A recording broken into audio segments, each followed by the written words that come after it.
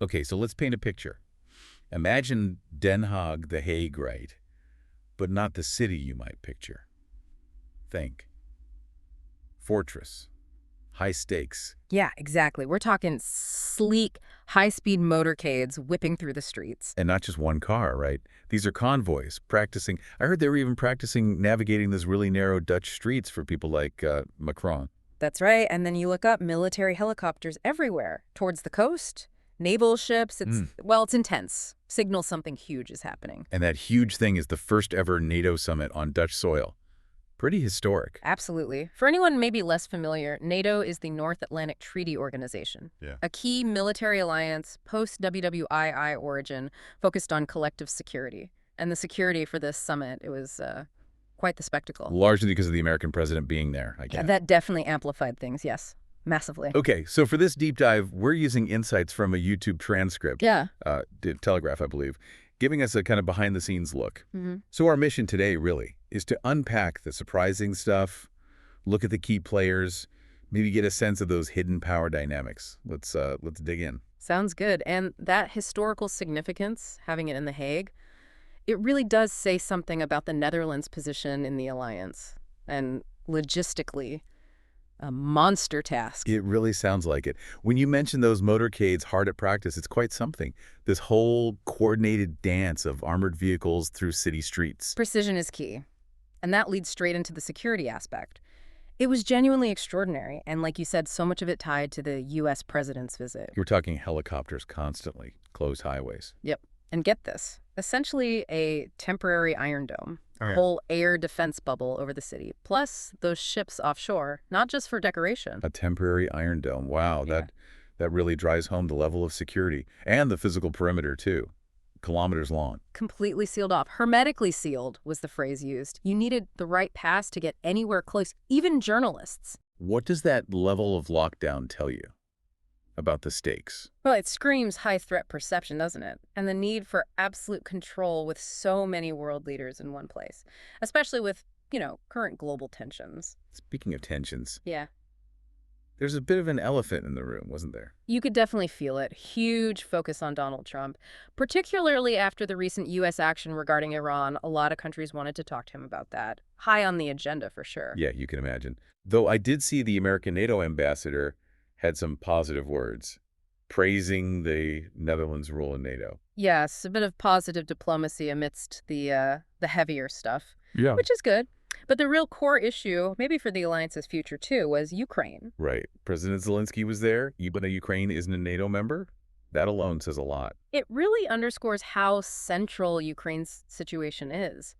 Europeans, they feel very threatened by Russia, pretty united on supporting Ukraine. And that's where you see the contrast with Trump's approach, isn't it? He's talking about pushing for a peace deal with Russia.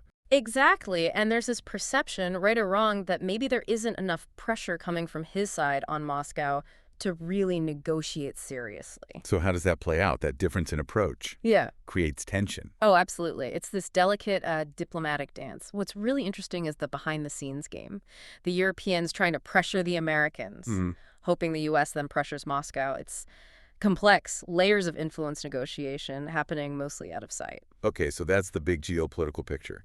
What about Mark Rutte, longest-serving Dutch PM, now hosting as NATO Secretary General? Huge moment for him, surely. A defining moment, absolutely. And his main goal, getting all 32 allies to agree on this new defense spending target, a big one, 5% of their economies. 5%. How does that break down?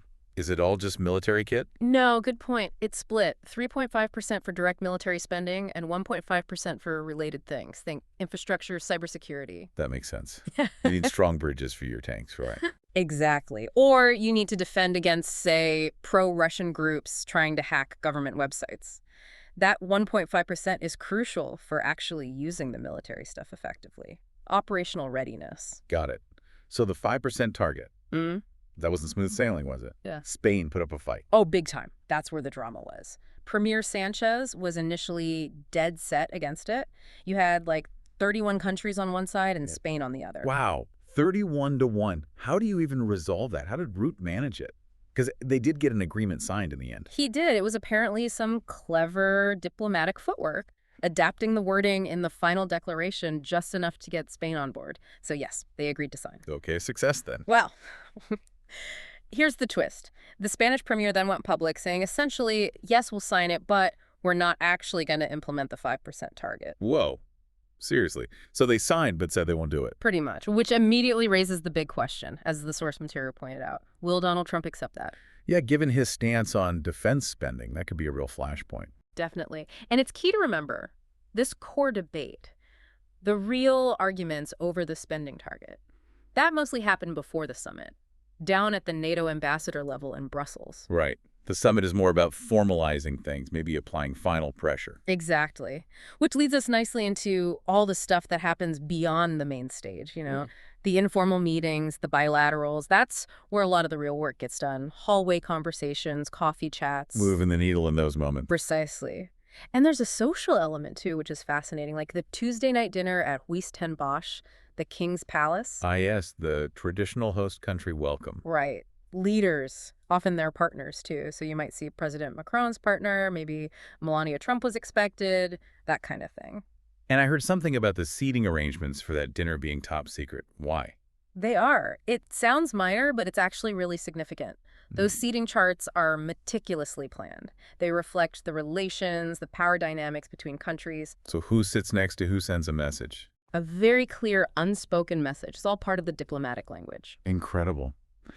And speaking of meticulous planning, this NATO Bible, a 100-page document dictating everything, down to where the coffee machines go. It sounds almost comical, but it shows the military-level precision needed for these events. Every single detail is mapped out. Protocol is everything. And Root, as Secretary General, has the final say on that whole program, even the King's dinner seating. He holds the reins. Huge influence over the optics, the flow, the underlying dynamics. And meanwhile, outside, you got black screens everywhere controlling the public view. But journalists with credentials get that behind-the-screens access to report back. A very managed flow of information. Absolutely. It's all tightly controlled. So yeah, this whole deep dive really pulls back the curtain, doesn't it? Shows that mix of theater, high-stakes negotiation, and just mind-boggling logistics. And how all those little details really do shape global stability or instability sometimes. They're absolutely embedded in it. So here's something to chew on, maybe. What does it really mean when a country signs a big agreement, like that 5% target, but then says publicly they won't actually implement it? Yeah. That gap between public commitment and, well, national interest.